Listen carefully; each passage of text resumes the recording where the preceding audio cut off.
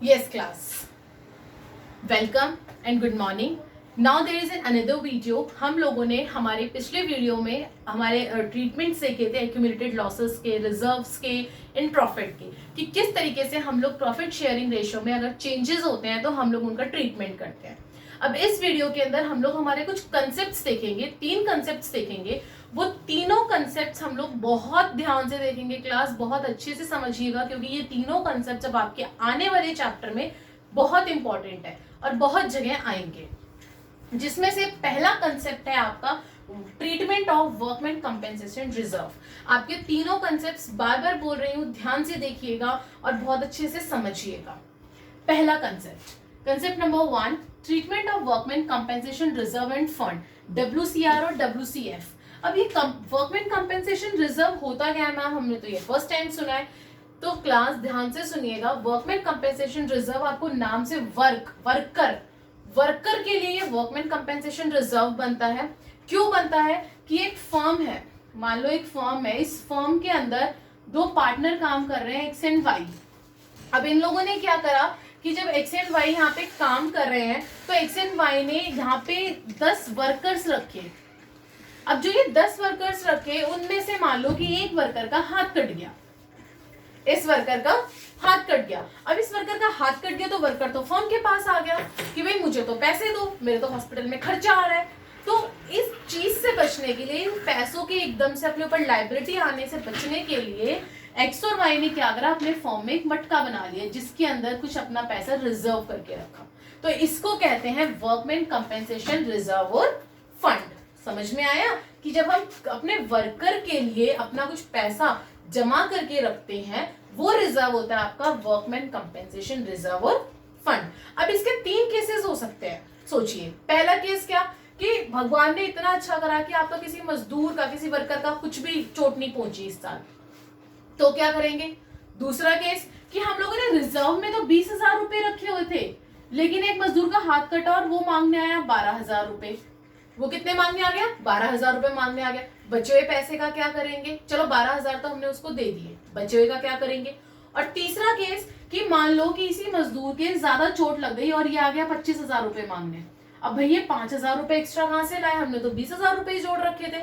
तो इन तीनों केसेस को देखते हैं कि हम लोग किस तरीके से सॉल्व करेंगे। ध्यान से देखिएगा क्लास। मैं एक एग्जाम्पल ले रही हूँ आप लोगों के लिए। एक्स एंड वाई जो है वो इक्वल बांट रहे हैं अपना रेशो, दोनों पार्टनर्स। उनकी बैलेंस शीट हम लोगों को दे रखी है और उनकी जो न्यू रेशो है वो है 5:3। ठीक है। अब आपको बैलेंस शीट के अंदर ये हमेशा लाइबिलिटी साइड मिलेगा। ये शॉर्ट फॉर्म देख के आप लोग ये मत सोचिएगा कि आप लोग शॉर्ट फॉर्म यूज कर सकते हैं। मैं दोबारा रिपीट कर रही हूँ, मैं अपनी हर वीडियो में मैक्सिमम बोलती हूँ कि आप लोगों को शॉर्ट फॉर्म्स यूज नहीं करनी है अकाउंट्स के अंदर। अकाउंट्स के अंदर आपको चाहे बोर्ड हो चाहे क्लास हो, you have to use the full form. Okay. WCR यानी कि वर्कमैन कंपेंसेशन रिजर्व आपको लायबिलिटी में दे रखा है 20,000। अब आपको बोल रखा है पहला केस नंबर फर्स्ट कि नो वर्कमैन कंपेंसेशन क्लेम। देखा, भगवान आपके ऊपर इतने मेहरबान थे कि किसी मजदूर का कुछ नहीं कटा, कुछ हाथ पैर नहीं कटा, कुछ नहीं हुआ। तो क्या हो गया, सारे पार्टनर खुश हो गए। दोनों पार्टनर ने कहा अरे वाह, चलो हम लोग इसे क्या करते हैं, बांट लेते हैं, उस पैसे को बांट लेंगे। तो जब बांट लिया तो वर्कमैन कंपेंसेशन रिजर्व में कितना था, 20,000 था। दोनों ने बांट लिया तो कितना इक्वल था रेशो, 10,000 10,000। क्लास हमेशा याद रखना कि ओल्ड बैलेंस शीट का अगर आप कुछ भी बांटते हैं तो वो ओल्ड रेशो में ही बटता है, ये हमेशा ओल्ड रेशो में बटेगा। नेक्स्ट आइए, नेक्स्ट केस मैंने आपको बताया था कि 20,000 आपके पास है, एक आया मजदूर कह रहा है कि भाई मेरे को तो 12,000 रुपए चाहिए। आपने क्या करा, वर्कमैन कंपेंसेशन रिजर्व में 20,000 थे, टू वर्कमैन कंपेंसेशन लाइबिलिटी हो गई ना, कोई आपके पास वर्कर आ गया पैसा मांगने तो लाइबिलिटी हो गई, तो 12,000 उठा के आपने उसको दे दिए वर्कमैन कंपेंसेशन लाइबिलिटी अकाउंट के नाम से, और बाकी का बचा हुआ पैसा क्या करा आपने, बांट दिया। 12,000 चले गए, 8,000 बचे, तो 8,000 दोनों ने इक्वली बांट लिए।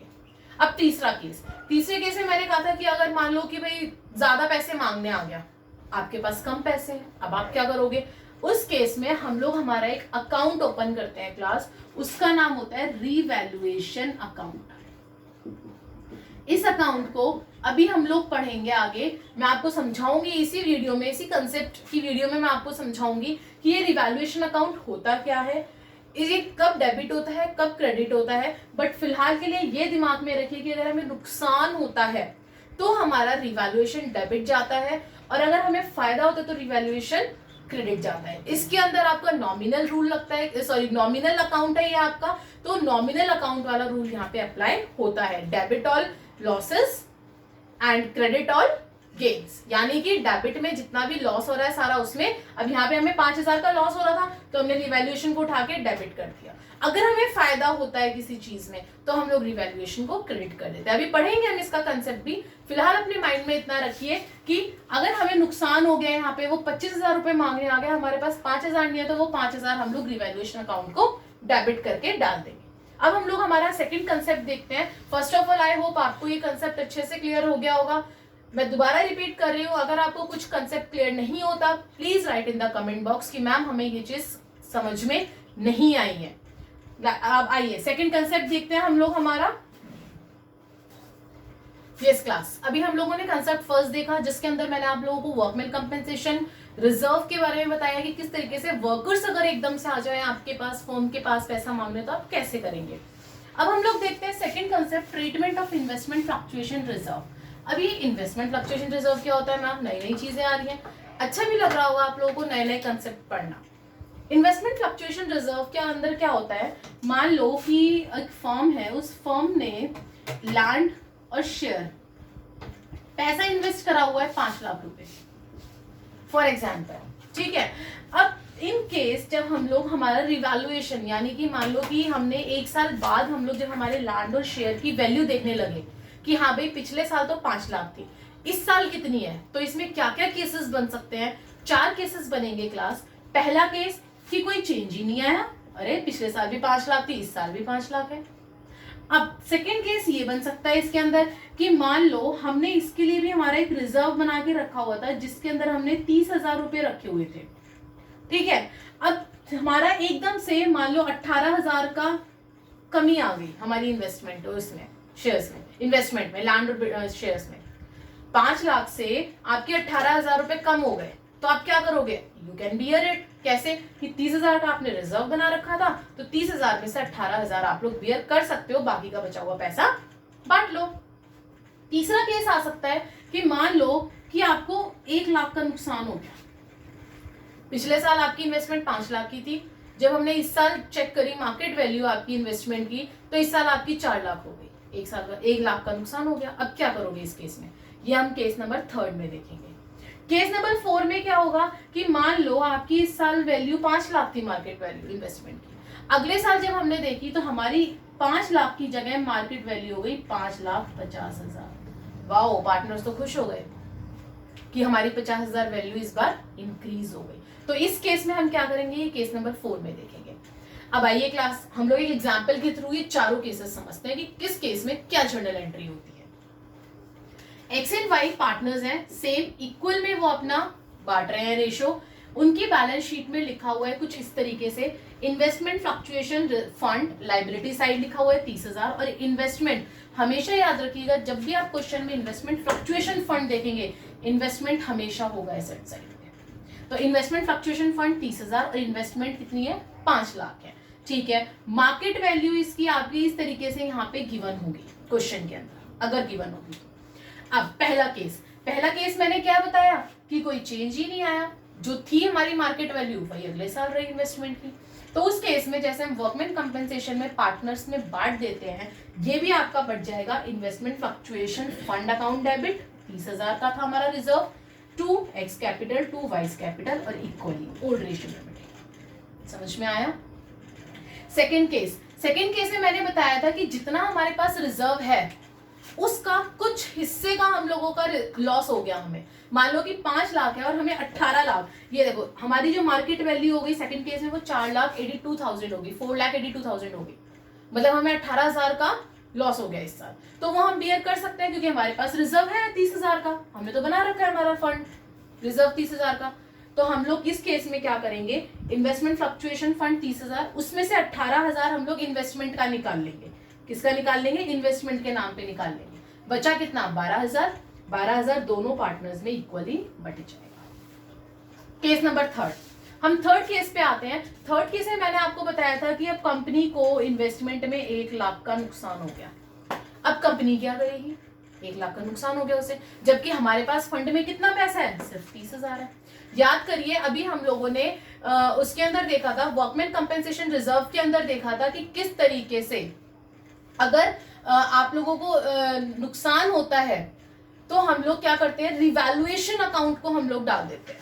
यही बोला था ना, रिवैल्यूएशन अकाउंट हम लोग डाल देते हैं हमारी जर्नल एंट्री में। वही सेम चीज हम लोग इसमें करेंगे। क्या करेंगे, इन्वेस्टमेंट फ्लक्चुएशन फंड हमारा 30,000 था, लेकिन हमें जो इन्वेस्टमेंट में इस बार नुकसान हुआ वो कितना हुआ, 1 लाख हुआ। एम आई राइट, 1 लाख का हुआ नुकसान।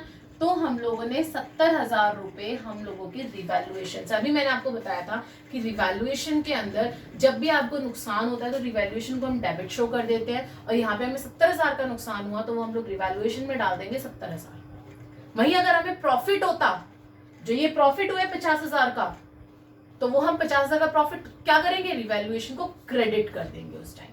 देखिए अब आगे नेक्स्ट केस यही है आपका, मार्केट वैल्यू आपकी 5,50,000 हो गई। वाओ, 50,000 बढ़ गई आपकी इस साल मार्केट वैल्यू आपके इन्वेस्टमेंट की। सबसे पहले क्या करोगे, जो आपने 30,000 का फंड बना रखा था, रिजर्व बना रखा था, उसको बांट दोगे इक्वली, ओल्ड रेशो में बांट दिया आपने। अब आप क्या करोगे, सेकंड जो आपको 50,000 का प्रॉफिट हुआ, मैंने अभी क्या बोला, नुकसान हुआ तो आपने रिवैल्यूएशन को तो उठा के डेबिट कर दिया। अब यहाँ जब 50,000 का फायदा हुआ तो आपने क्या करा, इन्वेस्टमेंट टू रिवैल्यूएशन, यहाँ पे हमने रिवैल्यूएशन को क्रेडिट कर दिया। ये मैं स्टार बना रही हूँ, ये बहुत इंपॉर्टेंट है।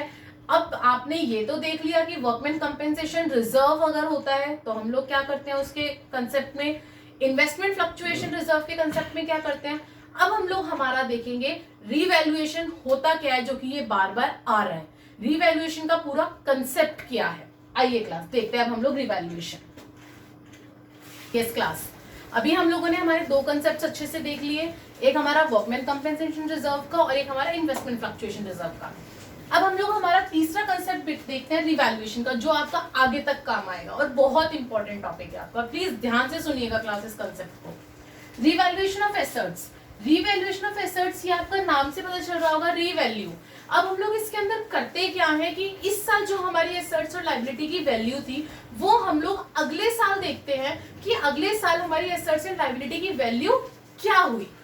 This is known as revaluation, कि रीवैल्यू हो रही है हमारी एसेट्स एंड लायबिलिटी की वैल्यू। कैसे, देखिए अब हम लोग इसको एग्जैक्ट क्या लिखेंगे, व्हेनेवर एन एसेट्स और लायबिलिटी इज रीवैल्यूड, जब वो दोबारा से चेंज होती है, then we have to prepare revaluation account. तब हम लोग क्या बनाते हैं, रीवैल्यूएशन अकाउंट बनाते हैं। इसका दूसरा नाम है profit and loss adjustment account, लेकिन इस नाम से इसको कोई नहीं बुलाता। जैसे आप लोगों का घर का नाम होता है, स्कूल का नाम होता है, हर कोई स्कूल के नाम से जानता है बाहर, उसी तरीके से इस नाम को कोई यूज नहीं करता। ये तो जस्ट मैं आपके नॉलेज के लिए आपको बता रही हूँ कि इसका नाम ये होता है, बट इसका असली नाम होता है रीवैल्यूएशन अकाउंट। हम लोग इसको इसी नाम से पढ़ेंगे। अब रीवैल्यूएशन अकाउंट आखिरकार होता क्या है, मैंने अभी आपको बताया कि एसेट्स एंड लायबिलिटीज की जब वैल्यू चेंज होती है, इस साल से अगले साल जो चेंजेस आते हैं, तब वो आपकी रिवैल्यूएशन अकाउंट में डलता है। ये आपका नॉमिनल अकाउंट होता है क्लास। कौन सा अकाउंट होता है, नॉमिनल अकाउंट। मैंने आप लोगों को पहले भी बताया था कि जो नॉमिनल अकाउंट होता है वो उसका रूल क्या होता है, डेबिट और एक्सपेंसेस एंड लॉसेस, क्रेडिट और गेन्स एंड इनकम्स। याद आया कुछ, मैंने आपको पहले भी इस अकाउंट के बारे में बताया है, और हम 11th क्लास में भी इस अकाउंट के बारे में पढ़ते हैं। 11th क्लास में आपके तीनों रूल्स हैं, आप लोगों ने वो भी पढ़े होंगे, उसमें से ये एक रूल है आपका। अब देखिए क्या ये रूल यहाँ पे अप्लाई हो रहा है अच्छे से। एसेट्स जब हमारी घटती है, नुकसान होता है, जितना भी नुकसान हो रहा है, जितना भी आपको नुकसान हो रहा है सारा डेबिट, जितना भी आपको फायदा हो रहा है सारा क्रेडिट। अब नुकसान कैसे होता है, एसेट्स घटती है तो नुकसान होता है ना, लायबिलिटी बढ़ती है तो नुकसान होता है, कोई नई लायबिलिटी इंट्रोड्यूस हो गई, नुकसान हो गया। तो जब ये तीनों चीजें आपको होंगी तो आपको डेबिट में डालना है। वहीं पे इसका उल्टा, एसेट्स बढ़ रही है, लायबिलिटी घट रही है, कोई नई एसेट्स इंट्रोड्यूस हुई है, तीनों में से कुछ भी होगा तो आपको फायदा होगा और वो आपका क्रेडिट साइड आ जाएगा, है ना, सिंपल। अब हम लोग देखते हैं, अगर बैलेंसिंग फिगर हमारी क्रेडिट साइड बच गई तो लिखोगे बाय लॉस, और अगर हमारी बैलेंसिंग फिगर डेबिट साइड बच गई तो हम लिखेंगे टू प्रॉफिट। आ गया ना समझ में, है ना इजी। नुकसान डेबिट और फायदा क्रेडिट, है ना इजी। आगे देखिए, अब इसमें 2 केसेस समझाती हूँ मैं आपको जर्नल एंट्रीज के लिए कि किस किस तरीके से प्रॉफिट को डिस्ट्रीब्यूट किया जाता है। पहला case, when partners decided to show the effect of revaluation in balance sheet, जब वो लोग शो करना चाहते हैं अपनी अमाउंट्स को रिवैल्यूएशन अकाउंट में, उस टाइम पे जो आपका प्रॉफिट निकल कर आता है उस प्रॉफिट को हम लोग कैसे बांटेंगे, revaluation account debit to partners capital account, यानी कि रिवैल्यूएशन का पार्टनर्स को दे रहे हैं। और ये मैंने पहले भी बताया था कि पार्टनर्स को जब कुछ देते हैं तो पार्टनर्स को हम लोग क्या कर देते हैं, क्रेडिट कर देते हैं। तो revaluation to partners capital account. अच्छा, क्लासेस में मैंने एक चीज लिखी है ब्रैकेट में, इफ क्वेश्चन इज साइलेंट, मतलब अगर क्वेश्चन में आपको कुछ नहीं बोल रखा कि क्या करना है, कौन सा केस करना है, केस 1 या केस 2, उस टाइम पे आप केस 1 ही अप्लाई करेंगे, केस 2 अप्लाई नहीं करेंगे। केस 2 सिर्फ तब अप्लाई हो जब आपको क्वेश्चन में बोला जाएगा। आगे देखिए, ये तो प्रॉफिट हो गया, इसका रिवर्स लॉस हो जाएगा कि लॉस हो रहा है तो उनसे लेंगे, partners capital account debit to revaluation account, loss में हम लोग ये करेंगे। सेकेंड केस ये है आपका, ये तो था कि जब आपने रिवैल्यूएशन बनाया, आपको प्रॉफिट हुआ तो आपने प्रॉफिट या लॉस डिस्ट्रीब्यूट कर दिया। अब वो बोल रहा है कि अगर आपको ये इफेक्ट शो नहीं करना, not to show effect the revaluation, आपको ओल्ड वैल्यूज ही अपीयर रखनी है, उस केस में आप क्या करोगे? उस केस में हम लोग हमारा जो प्रॉफिट और लॉस बांटते हैं क्लास, प्रॉफिट के लिए हम लोग गेनिंग टू सैक्रिफाइसिंग करते हैं, gaining partner to sacrificing partner, और लॉस के केस में सैक्रिफाइसिंग टू गेनिंग पार्टनर। ये दो तरीके होते हैं, बट आपका मैक्सिमम ये कहूंगी 60 to 70 या 90% आपका केस 1 ही आता है, केस 2 नहीं आता इतना, लेकिन फिर भी आपको नॉलेज होनी चाहिए केस 2 की। इन केस अगर आपका आ गया तो आप क्या करोगे? अब मैं केस 2 का ही एक एग्जांपल आपके सामने लूंगी, क्योंकि केस 1 के तो बहुत अभी तक आप बहुत एग्जांपल्स आएंगे आपके सामने, लेकिन उससे पहले मैं आपको केस 2 का एक एग्जांपल देके समझाना चाहती हूँ। देखिए एक एग्जांपल इसका क्लास, आइए। यस क्लास, अभी मैंने आपको बोला कि हम लोग एक एग्जांपल उठाएंगे केस नंबर 2 का, क्योंकि केस नंबर 1 तो आपको बहुत जगह मिल जाएगा, नो डाउट कि क्वेश्चन में वो कुछ नहीं बोलता तो हमें केस नंबर 1 ही लगाना पड़ता है। बट अब हम लोग केस नंबर 2 का एक एग्जांपल लेके देखते हैं ताकि आपको आगे दिक्कत ना आए। देखिए, और मैं बेसिकली एग्जांपल्स आपकी बुक से ही उठाऊंगी ताकि आप लोगों को बुक के क्वेश्चंस करने में दिक्कत ना हो। क्वेश्चन नंबर 21 है, टीएस ग्रेवाल का XYZ are partners sharing in profit and losses in 532, कितने में कर रहे हैं? 532 में, उनका ओल्ड रेशियो है। They decide to share future profit, उन्होंने फ्यूचर प्रॉफिट डिसाइड करा 433 में करने के लिए, विद इफेक्ट फ्रॉम 1 अप्रैल 2019 को। On this day the following revaluation have taken place, यानी कि 1 अप्रैल 2019 में उन लोगों ने अपनी एसेट्स एंड लायबिलिटीज को रिवैल्यूट करा था, और उसका उन लोगों ने हमें डाटा दिया है। क्या दिया है? इन्वेस्टमेंट 22 से 25 हो गई, ठीक है। प्लांट एंड मशीनरी 25 से 20, लैंड एंड बिल्डिंग 40 से 50, आउटस्टैंडिंग एक्सपेंसेस 5600 से 6000, सन्ड्री डेटर्स 60,000 से 50,000, ट्रेड क्रेडिटर्स 70 से 60,000, ठीक है। कुछ बढ़ा कुछ घटा। अब हम लोग देखिए यहाँ पर ही आप लोग मार्क करिए कि क्या घटा और क्या बढ़ा, ताकि आप लोग को रिवैल्यूएशन में करने में दिक्कत ना हो। इन्वेस्टमेंट एसेट्स है, एसेट्स बढ़ी या घटी? एसेट्स आपकी बढ़ गई तो फायदा हो गया, कहां चला जाएगा ये आपका? क्रेडिट में। मैंने बोला था ना, नुकसान दोबारा लिख रही हूं, डेबिट में, फायदा क्रेडिट में। अगला देखिए, प्लांट एंड मशीनरी 25,000 से 20,000, 25,000 से 20,000 हो गई। क्या है आपकी? एसेट्स है, बढ़ी या घटी? घट गई, नुकसान हो गया। प्लांट एंड बिल्डिंग 40 से 50, एसेट्स बढ़ गई। आउटस्टैंडिंग एक्सपेंसेस लायबिलिटी 5600 से 6000 बढ़ गई, नुकसान हो गया। सन्ड्री डेटर्स, डेटर्स आपके 60 से 50 हो गए, यानी कि जो आपके पास पैसा आना था वो पहले 60,000 था, 50,000 आना है, नुकसान हो गया।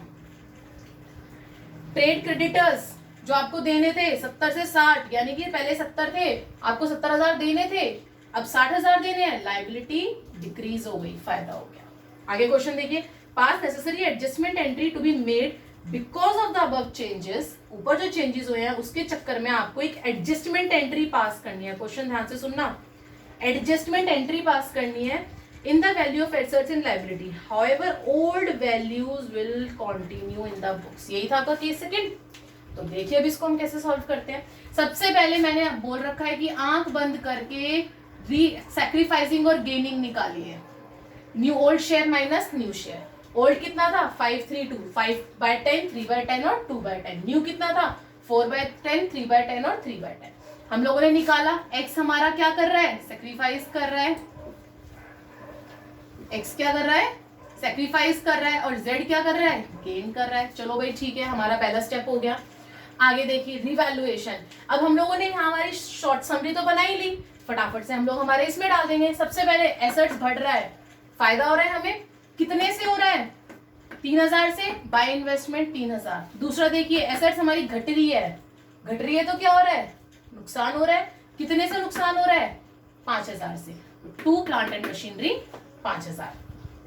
अगला देखिए एसेट्स हमारी बढ़ रही है तो 40 से 50 हो रही है, 10,000 का हमें क्या हो रहा है, फायदा हो रहा है, तो बाय लैंड एंड बिल्डिंग 10,000। आगे देखिए 5600 से 6000 आपका लाइबिलिटी बढ़ गई तो नुकसान हो गया, कितने से नुकसान हो गया 400 से, आउटस्टैंडिंग एक्सपेंसेस।